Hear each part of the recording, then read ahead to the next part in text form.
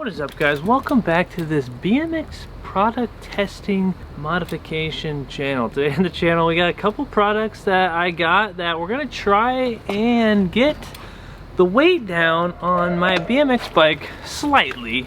I'm not really what you would call a weight weenie, you know, Husky Nation, but there is some benefits that would make riding easier, and I have a couple products here that aren't super expensive but would be very helpful to somebody's riding. We're going to just throw them on the bike and also compare weights to what is on my bike. We're just going to be swapping out a couple parts and we're going to get right into it. But first thing I want to do is weigh my bike to figure out how much it's weighing in at so we can compare at the end of the video. As you can see, we have a state-of-the-art weighing facility right here. We got a normal scale, as well as we have a micro scale for just smaller things that the bigger scale might not even recognize. Before I step on the scale, I do want to disclose that I do wear training clothing like Goku and Piccolo, so it's going to be weighing me down.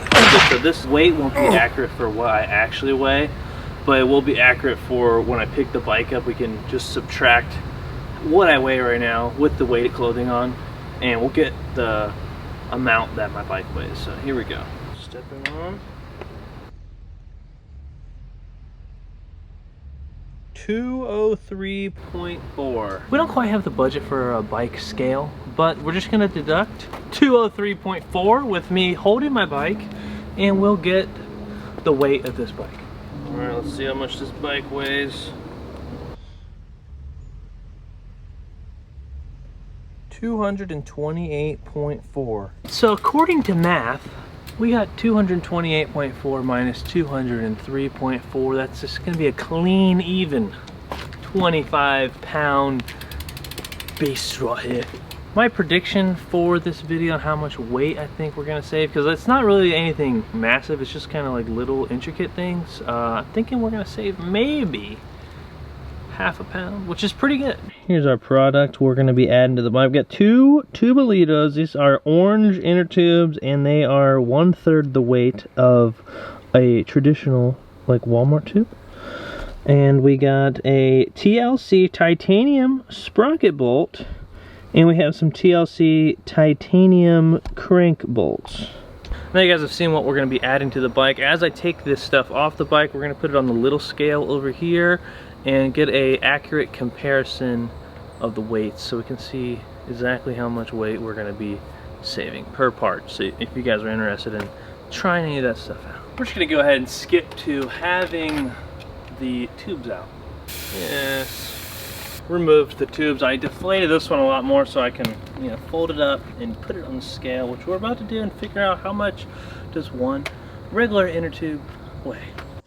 Tube on there, we got 6.6 ounces and 188 grams. I have a giant cardboard box here I've been keeping notes on. So we got 6.6 ounces per tube, so both tubes total is 13.2 ounces. So that's almost a pound of just inner tubes, just holding air in the tire. 376 grams for everyone else. Now we're gonna get the Tubolitos and weigh those. It's supposed to be 1/3 of the weight. These are the Schrader valves, so your typical BMX valve. They do make a Pressa valve, and we're gonna talk a little bit more about the valves because there was some issues I've seen through my research over the years. I have a lot of friends, like more of the park riders, are riding the Tubolitos because the rotation weight is beneficial, but there are some cons that we're going to talk to you about. Let's figure out the weight of this. I do want to say that the Presta valve, the skinnier one that you see on like more road bikes, they do make a BMX tube with the Presta valve, which is a lighter option, but I like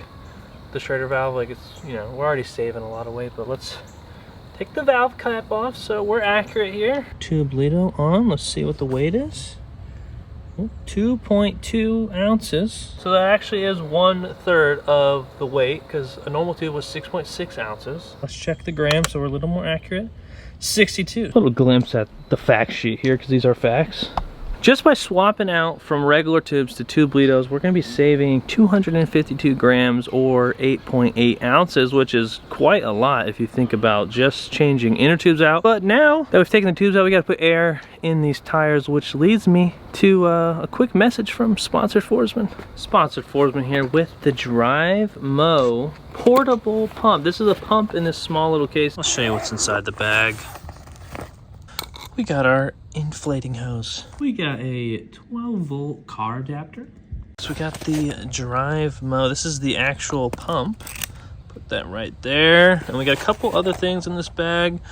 Another little USB-C charger and a little courtesy, I believe this is for some basketballs or any sports equipment. We don't need that, but we're gonna keep it in the bag because it just fits nicely in there. As you guys can see in my hand, it's really not all that big, but you're gonna be pretty surprised how powerful this thing. Let's turn it on.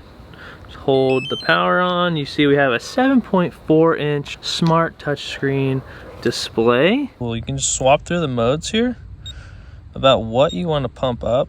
We're gonna put it on bike, obviously, but we'll see what the other one is. Is it like a basketball? So let's get it back to bike. 12,000 milliamp hours. It's 30% more powerful than any cordless tire inflator out there. I've been using this pump for the last month or so, so I've used it over a handful of times, and you can see the battery life is still at 3 bars, and I haven't charged this thing yet, but you do have a two-way power system, so somehow your battery did die, you can plug it into DC power with the USB-C right here to like a little USB block. This thing actually pumps air 2 times faster than your ordinary pump.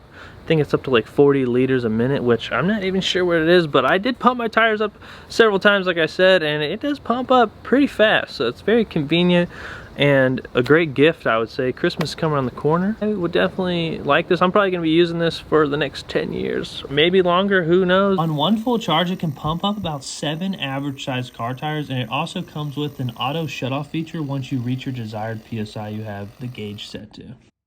Can also be used as a portable power station for your USB plug-in devices. Just when you thought this little pump couldn't do anything else, it has a flashlight, and a good flashlight too. It could be dark out.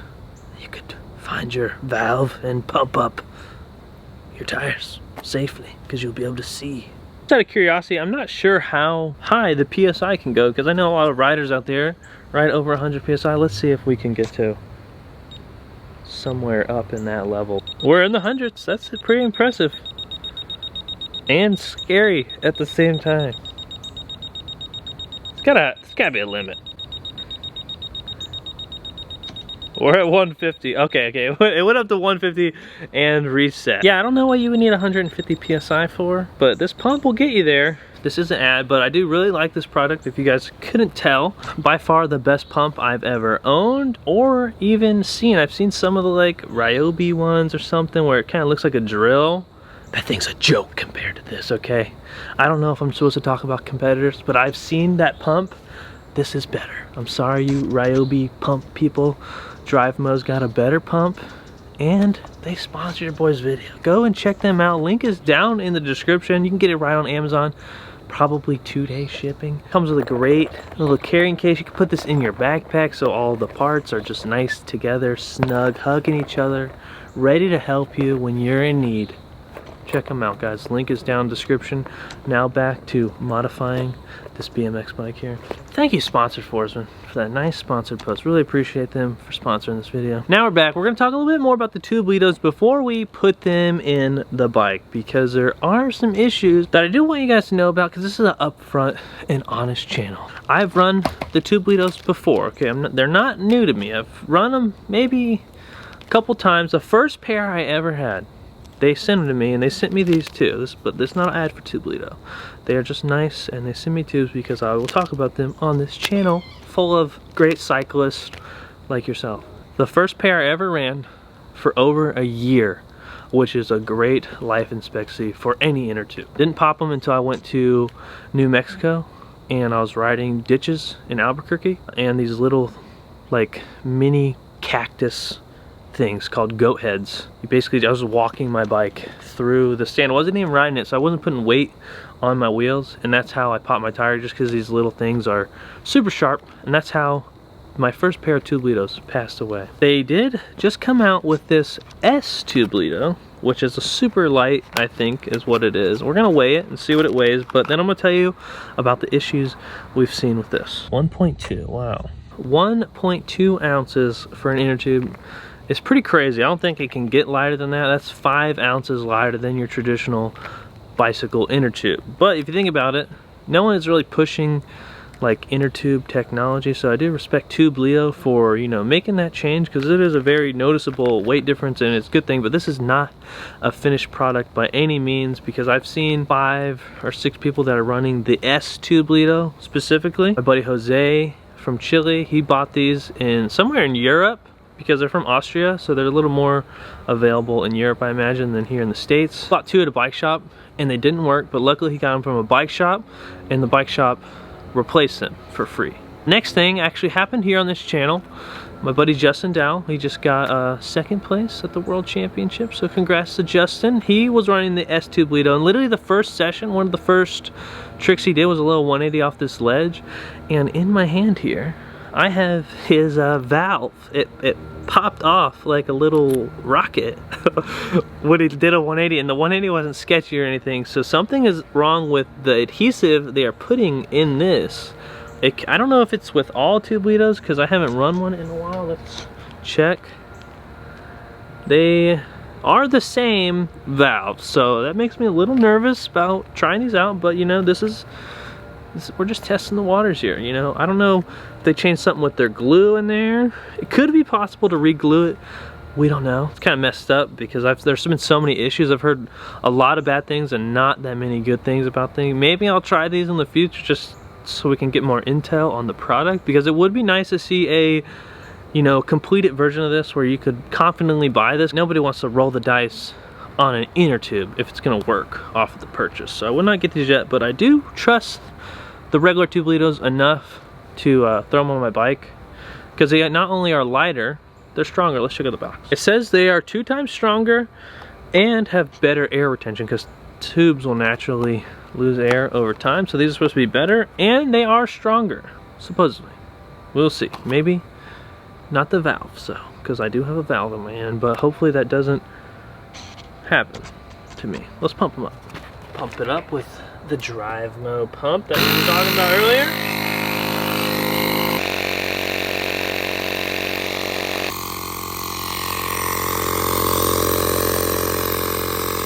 Moving on with the video, we have taken off the sprocket bolt. We're going to see how much this weighs, and we're going to swap it out with a titanium sprocket bolt. 0.4, check that in grams, 12 grams. We got the TLC titanium sprocket bolt. It weighs nothing.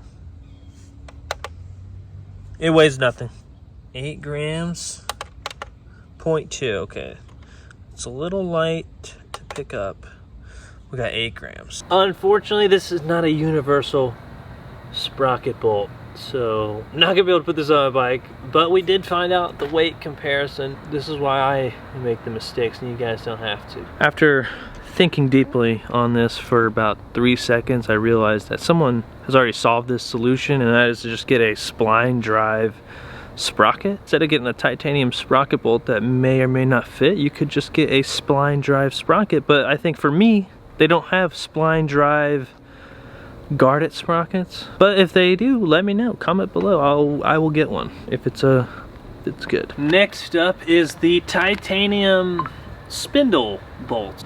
You guys can see the difference here. I don't think this one's gonna work. It's quite difficult to find the measurements of the bolt. I haven't taken these off. I didn't know the bolt was that fat. I haven't taken them off since I put them on. Hope has not been lost, because there is a bonus weight reduction that you can do at home without making any purchases if you have the right equipment.